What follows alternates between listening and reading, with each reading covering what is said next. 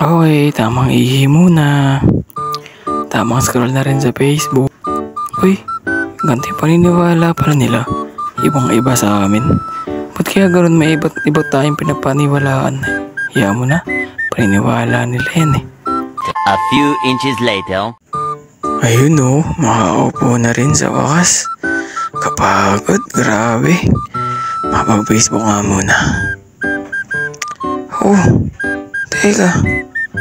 Ito na naman. Lagi na lang yung maniniwala na nakikita ko ah.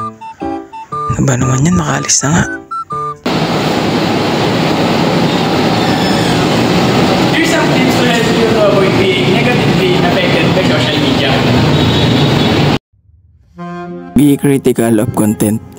Not everything you see on social media is true or right. Tip number 2. Know yourself. Self-awareness is crucial. Understand who you are and what you believe and to avoid being easily influenced by trends or others' opinion. Tip number 3. Avoid comparison. Don't compare yourself to the lives you see online. Tip number 4. Maintain critical thinking. Know your values and ask yourself,